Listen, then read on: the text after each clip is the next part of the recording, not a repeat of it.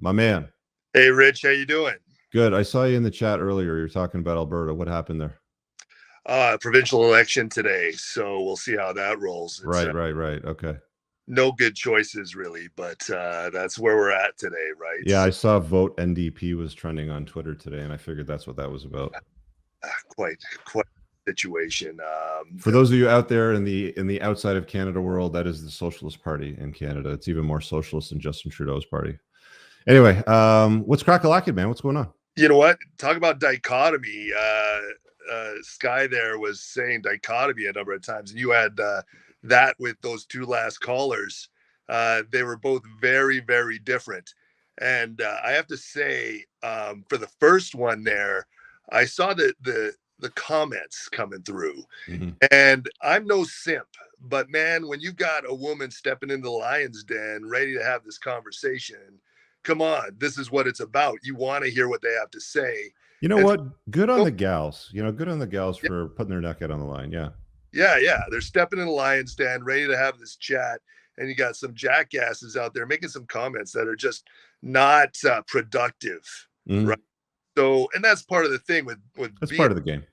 Yeah, exactly. So one thing I was telling Moff, and seeing that initial date that we saw, um, my thing is this: is that it's not the if they love you or hate you that will get you. It's the indifference. Mm-hmm. It's the indifference.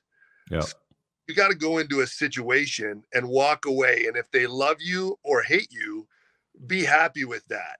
If they walk away not giving a damn about you, that's what you got to be worried about. Yeah. Well, to the guy's fault, he's just a nice guy. He didn't know how to deal with a strong chick like that. And to be honest with you, if I was dating right now and I came across a woman like that, I just wouldn't have the time for it. Like I would just deal with it, have a good night. I mean, I'm not the kind of guy that would sort of walk off, but I would just deal with it. Have a good night, good conversation. Can come out of it. Who the hell knows where it goes? But like guys just can't deal with women like that. For the most part, and there's a lot of them out there, right? Like the girl before Sky was, I mean, she was a tough cookie. You could tell.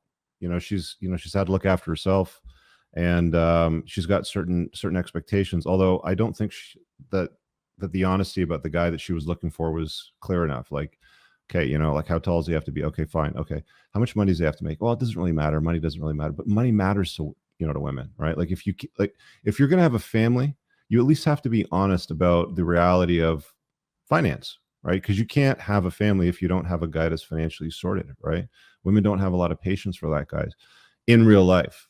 But the problem, therein lies is that you don't want to come off as being judgmental, especially on, a video like this, because it's a public sort of thing. And well, I need a guy with money. Well, you do need, ladies, you can be honest about that. You want a guy that's got his life sorted. It's totally fine. Yes. Solipsism and hypergamy springs eternal. Yeah. And I think those two things have really messed up the ladies to a certain extent, and it's no fault of their own. Like you said, well, it's a feature. It's not a bug, right? yes, I was just going to say it's a feature, not a bug.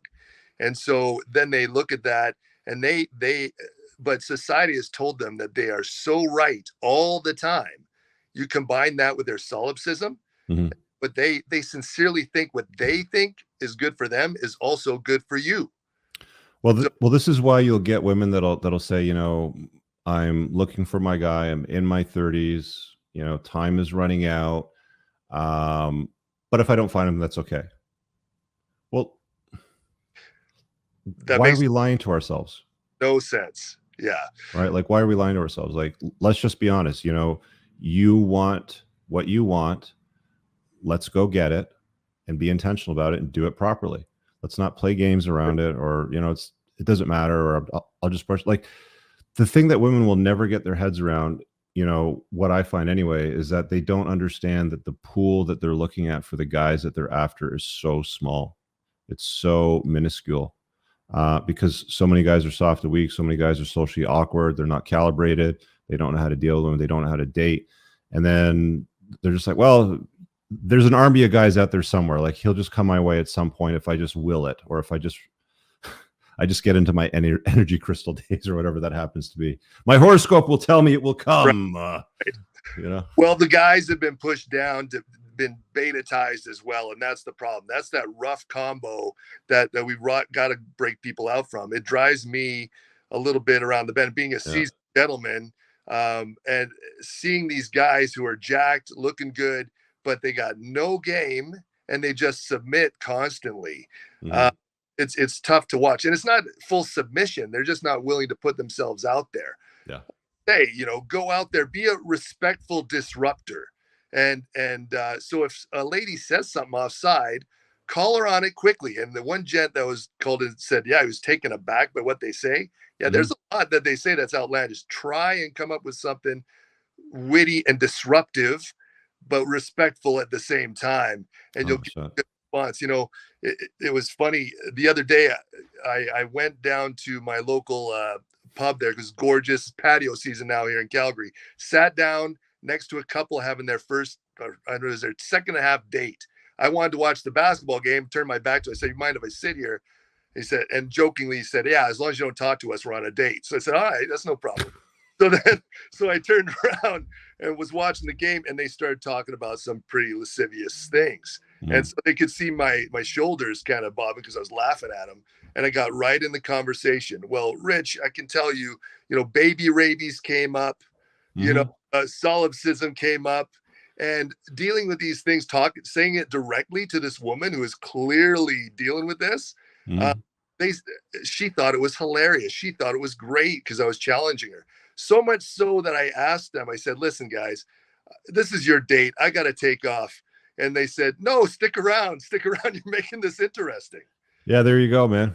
You can do anything to a woman but bore her. And that's what you did. You basically took over the conversation. Yeah. So, all right, man. But give Thanks that woman, that first woman, credit. Yeah. Just great for coming in and doing that. The guys in the chat respect themselves a little bit and realize, hey, they're coming in for this conversation. That's a good thing. It's a great thing. Thanks, brother. We'll talk to you later.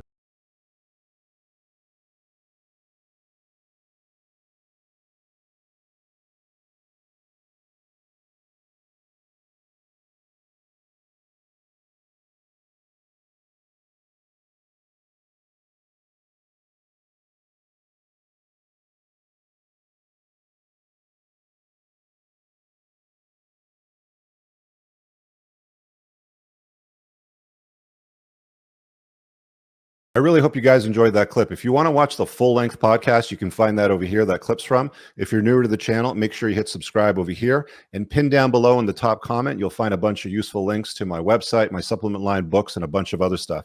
Have an amazing day. Peace out.